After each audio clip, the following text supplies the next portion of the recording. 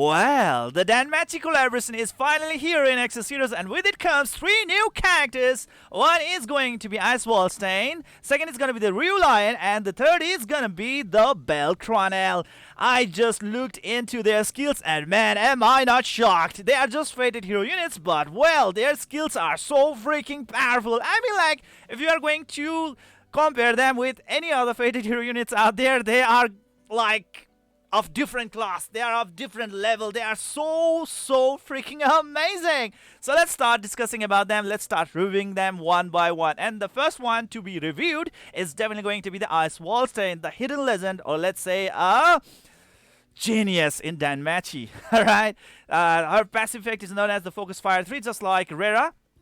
Afflicts target with the focus fire mark and decreases dodge block for 1 round on the basic attack, which is pretty great even for the Japanese standard battles out there. If you can reduce the dodge and the block of the opponent out there, definitely you will have easier time in dealing very good damage against them, because like if the opponent is going to dodge your attack, they will take 0 damage, and if they block your attack, they will take very reduced damage, and that's really not good, is it? So anyways, having it in Japanese standard battle is a really good plus point. Next is gonna be gains mana 1 mana when the marked target dies, which is so good. Next is gonna be the gains mana 1 mana if the health of the target is at 70% or more. Wow, some really good ways to get some extra mana, isn't it? Next is gonna be the beautiful sword princess. Deals 200% additional piercing damage to all the enemies of the same row that are afflicted with charm when a skill hits a charm target. Oh my god.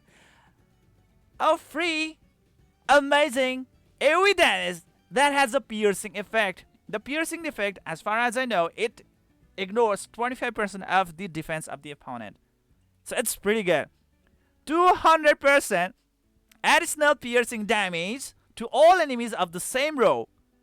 Like, let's say if all the opponents are charmed out there, and if she is going to use this AoE attack that she has, wow.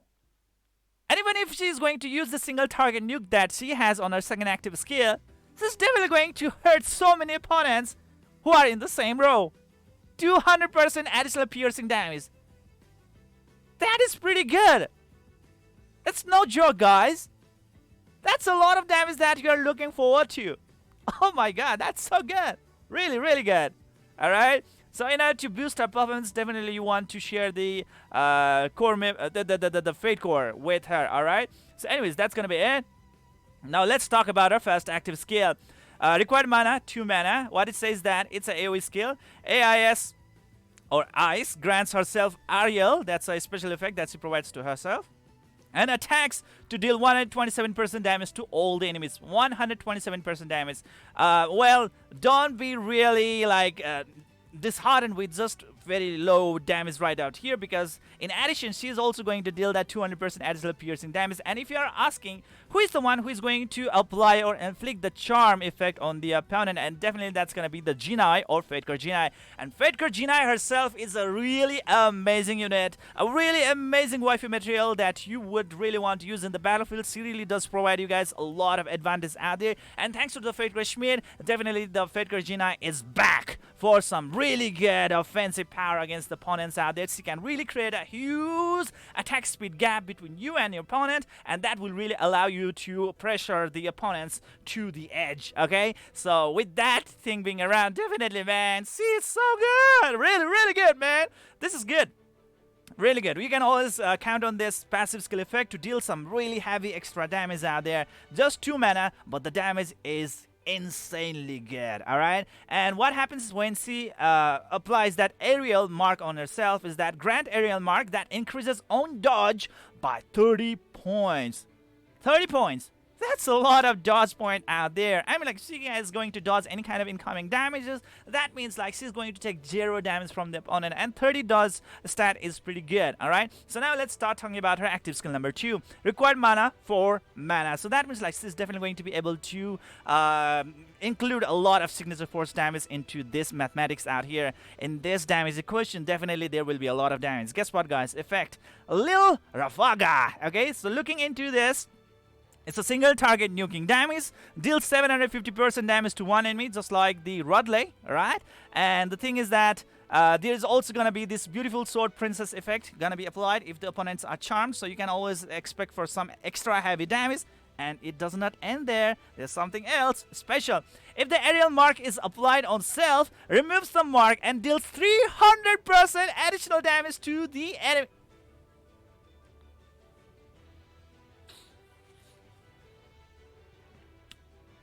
You are looking into one of the best damage out there. 750 plus 300%. That's 1050% damage plus 200% additional piercing damage. And there's a lot of signature force applied. Oh my god. Oh my god. This is insane. I mean, like, no joke, guys. That's a lot of damage we are talking about, guys. If only she had the Fate Core. And I really hope from the deep down from my heart for her to get a really good Fate Core as soon as possible. Please, developers, make it happen. Get her a really good Fate Core. A gold Fate Core. That would be it. Oh, man. So good. So good. Ah. This is so good, man. This is really good. Anyways, if you're asking me, should you be really summoning her?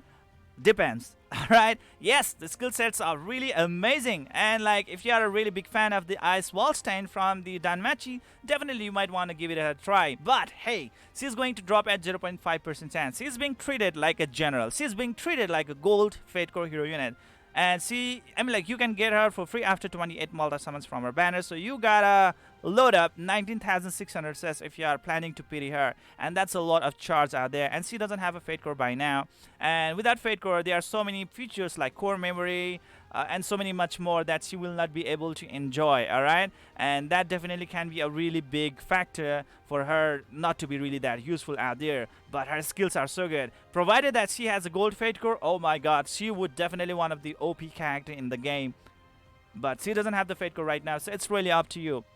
And as for me, if I were to be a fan of her, and if she would be one of my favorite character from Danmachi, I might actually go for it. But the amount of cess that I need to really throw into this is a lot. So yeah, I gotta be really careful about that one. Oh my god, it's so hard to decide because her skills are too good, but there are also a lot of things out there that you have to consider because she doesn't have the Fate Core. Now next is gonna be the Ryu Lion, and this character out here, let's look into her passive skill effect. Right away you can see that she is a wizard. Mana utilized in 3, just like battery, increases attack based on allies mana count. The more mana there is in allies, more the attacks he is going to be dealing. The more the damage he is going to deal to the opponents, right? Against mana 1 mana if allies mana count is at 10 or more on turn. Against mana 1 mana if enemies mana count is at 10 or more on turn.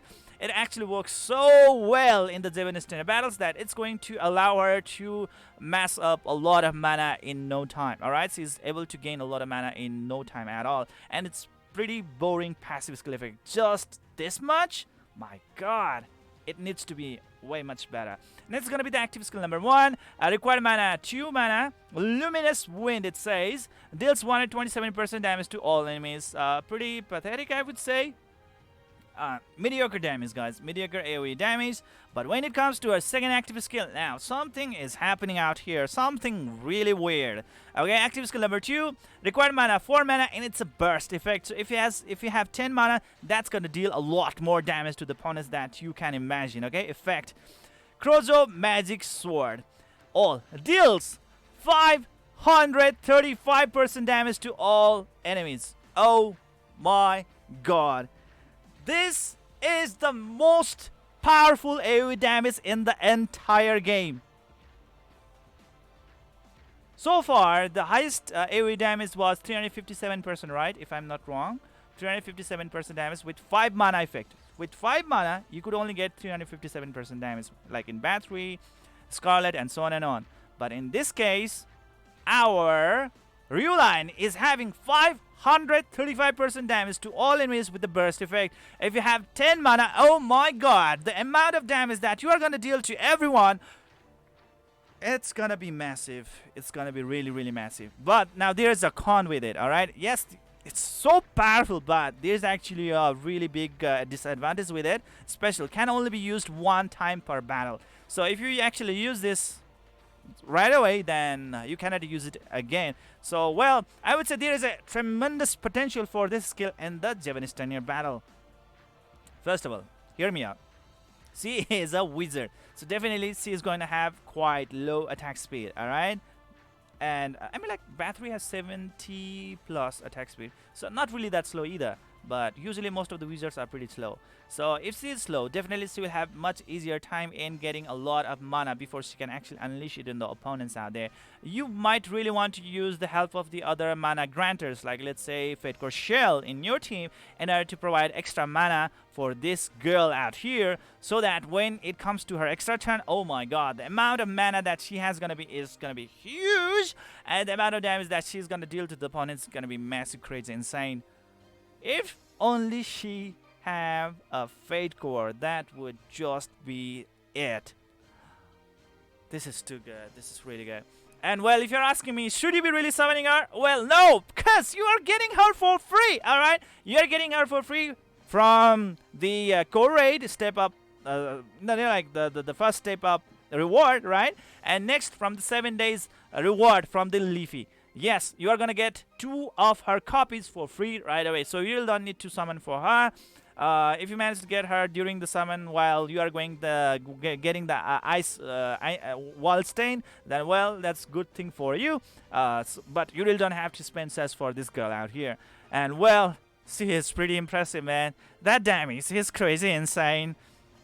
Anyways, from the banner, that's going to happen pretty soon. You are going to get her at a 0.7% drop rate chance. Alright, so that's gonna be it. That's gonna be it. Now let's move on to the finalist character, or the final character. That's gonna be the Bell Cranel, the main protagonist of the Danmachi. Alright, it's gonna take some time. I mean, like, he's gonna be out there next week. Alright, so let's look into his passive skill effect out here. Counter 3, it says, just like Jeon, like Schmidt. Okay, Schmidt, yeah. Counters upon taking damage, gains mana 1 mana if the target dies, gains mana 1 mana if the health of the target is 70% or more. Extra ways of dealing the damage, that's gonna be so good. And extra ways of gaining mana out there as well.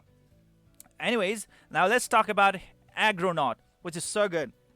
If under the effect of command, the command is going to be provided by the Garf, and as Garf is a tank unit, or let's say a Garge unit, definitely he's going to have higher health compared to the this Bell Cranel, who is actually a DPS character, it seems. All right, so no problem there. So under the command of Garf, definitely he's going to be really effective. Grants Agronaut mark to self at the start of every turn other than own turn. So any of your allies or any of the opponent, it seems as well, alright? Any other character who gets the turn is going to keep on getting that Agronaut stack, and it can be stacked up to 7 times. Okay, so there we go. That's what it is written right over here. And now we are going to talk about what Agronaut is all about.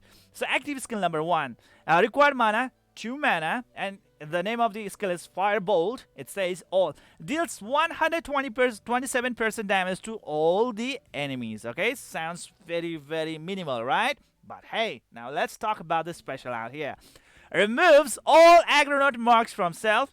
I mean, like, for him to gain that 7 stack of Agronaut mark, it's no big deal, because like any other unit have their turn, is going to have that 1 stack of Agronaut mark right away. That's how easy it is to get that Agronaut mark. And now, what's going to happen is that when he's going to use his first active skill, he's going to remove all the Agronaut mark from self and deals 70% additional damage for each Agronaut mark removed.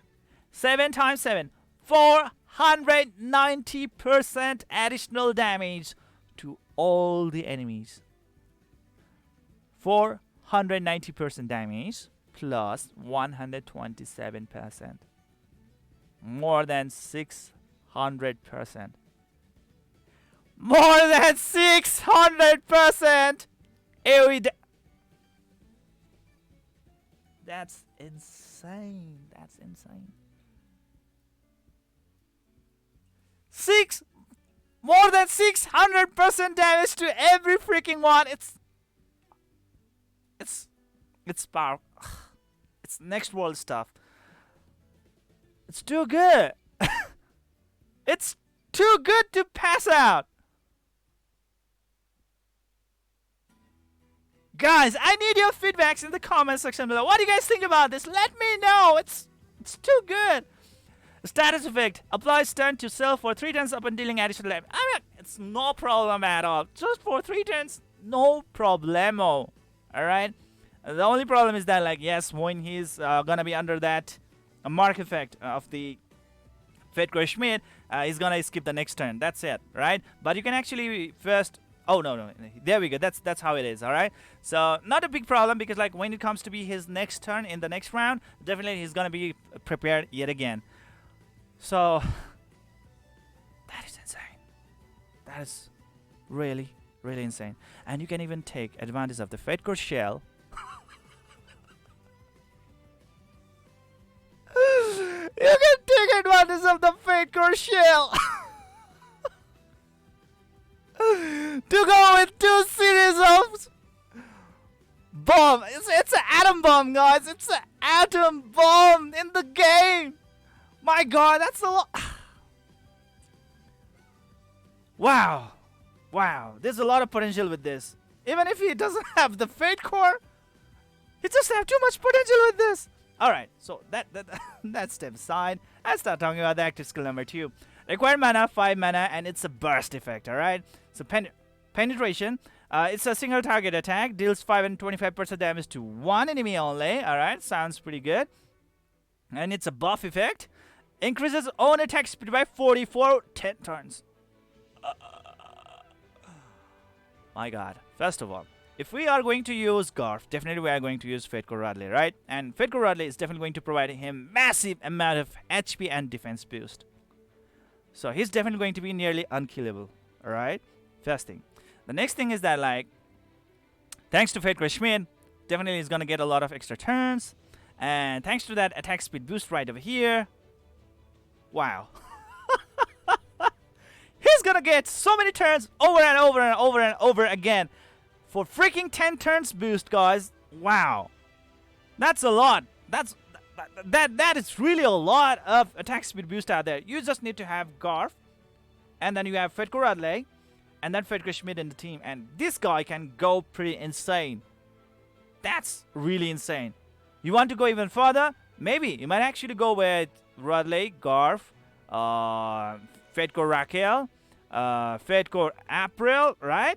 And finally, this guy right over here, Bell Cranel. And things could be really, really amazing out there. Think about it. Oh my god, there's so many possibilities out there. Let me know in the comment section below what you guys think about this kind of fated hero units. They are so freaking damn amazing. I'm pretty shocked. They are really, really, really overpowered. Really overpowered. These kind of skills, if they somehow manage to get their Fate Cores, they would be unstoppable in my opinion. That's how good they really are. Even as a fated hero unit, they really do promise a lot of amazing battle performance out there. And yeah, that's all there is to it, guys. And definitely they are going to come real soon. And wish you guys best of luck for getting them right away if you somehow think or imagine of getting them right away. And again, I would say if you are trying to summon for Ais Wallenstein, it's really up to you, alright? Would you really love to take that risk or not? Looking into your skills, definitely it's pretty good, pretty awesome. That's a lot of damage that we are talking about, but due to lack of Fate Core, she might actually still have some disadvantage out there, alright? So it's up to you. I'm having a little bit of like 50-50, you know, like opinion about like you should summon and you should not summon. It's like that, but it's a one-time thing, so you might just want to go with it. Next is gonna be the Ryu Lion. You really don't even need to summon her because we are gonna get her for free, not just once but twice, thanks to Core Raid and the 7-day event reward from the Leafy, alright, through Village. Next is gonna be the Bell Cranel, and I would say definitely you are supposed to get this unit. This guy is insane, man. This guy is really insane. I've got no words how to really explain. This guy is freaking damn amazing. Thanks to the Agronaut skill, he can actually deal some really good damage to the opponents with just 2 mana. 2 freaking mana. Just 2 mana. And thanks to his second active skill, he can even improve his attack speed by up to freaking 40 points. 40-point attack speed boost is no joke, ladies and gentlemen. That really make him one of the speediest character in the game out there. And if he is going to be paired up with the Fate Core April plus Fate Core Raquel, then he's going to get even more attack speed out there. And thanks to Garf and Fate Core the Rodley is definitely going to be nearly unkillable out there. So yeah, there are a lot of possibilities, guys.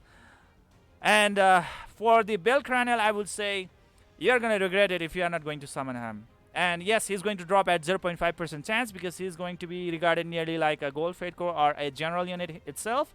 And you are going to get him for free after 28 Multi summons. So that's pretty stingy, alright? It's pretty painful, but I think it's worth the pain. I think it's not really that big risk in order to get the Bell Cranel.